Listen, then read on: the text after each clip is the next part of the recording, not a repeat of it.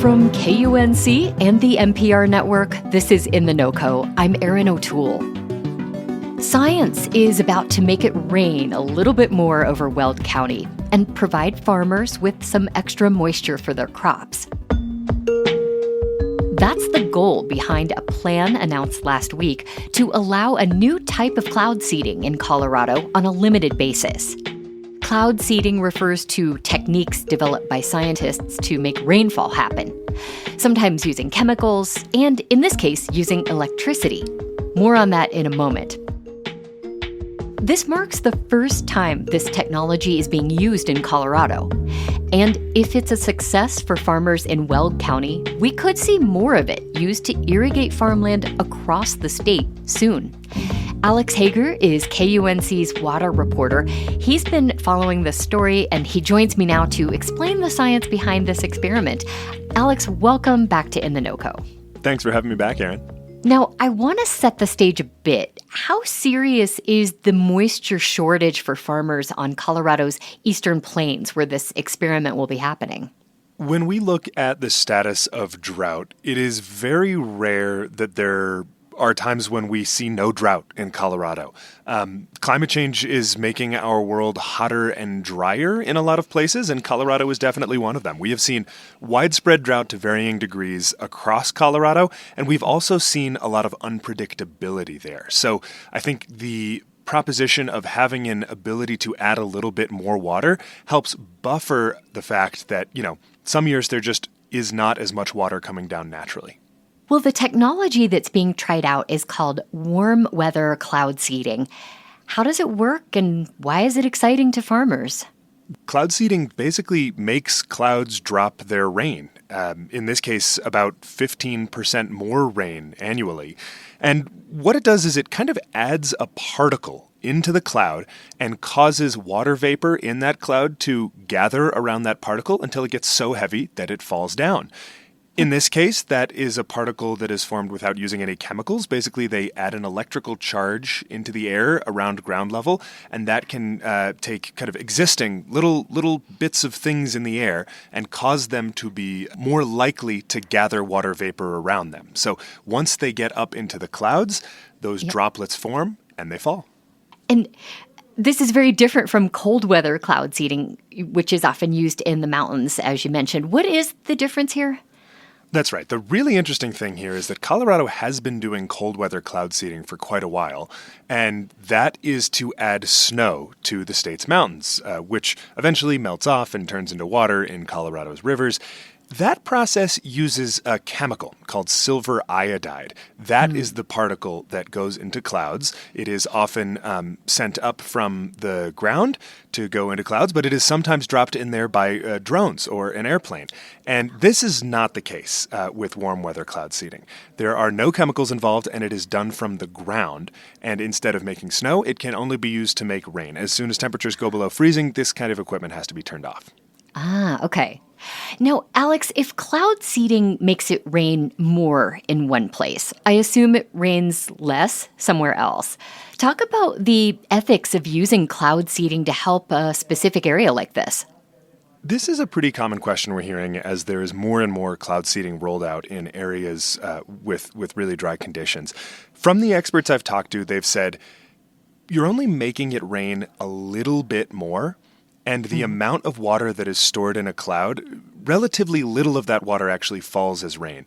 And basically what they say is even if you are able to make a cloud drop a little bit of rain, there is still so much left in the cloud that could drift on to somewhere else that they haven't really had to confront those issues head on yet. Now, a company from Florida is leading this test run. Who is overseeing them?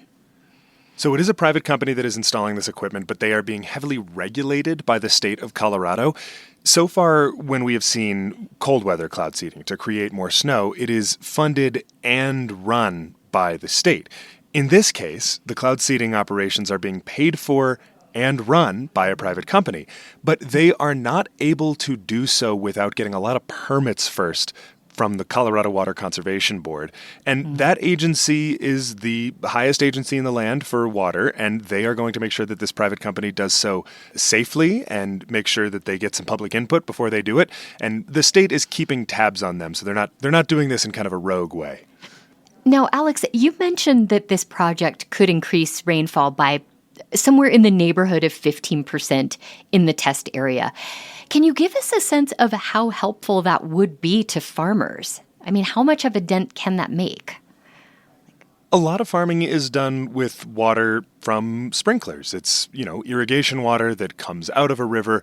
But I think at a time when water falling from the sky is relatively uncertain, having that boost from the clouds will go a long way for folks growing on the Eastern Plains.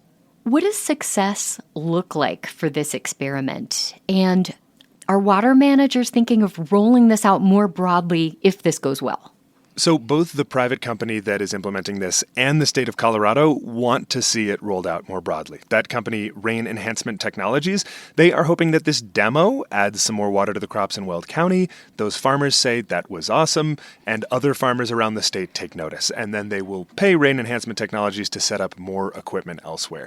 The state is also excited about that at a time when the all of Colorado is relatively short on water from the mountains to the plains. I think they are excited about the prospect of alleviating some of that stress.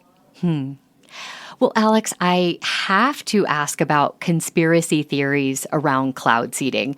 There are people online who frankly think cloud seeding caused the flooding in Texas earlier this year.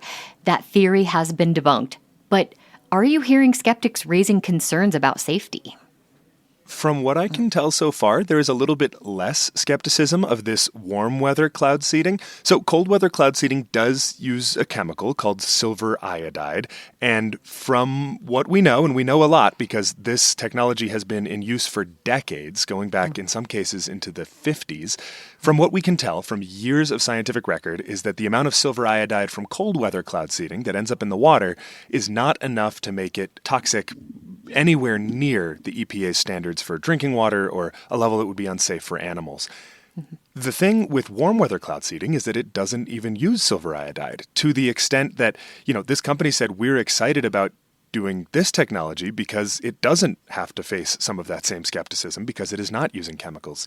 And in terms of flooding, there is kind of a safety measure in place for that. This is one of the things that the company is being regulated for by the state of Colorado.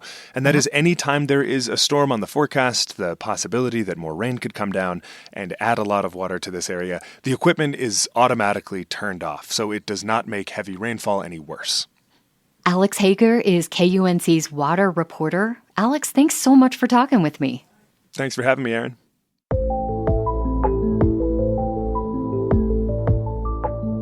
And you'll find a link to Alex's cloud seeding coverage in our show notes and at KUNC.org. And before we go today, I want to take a moment to remind you that the In The NoCo team loves hearing from listeners like you. Because we're public media, so this is your show too. Drop me a line at noco@kunc.org. That's NOCO@kunc.org. That's it today for In The NoCo. I'm Erin O'Toole. Thanks so much for listening.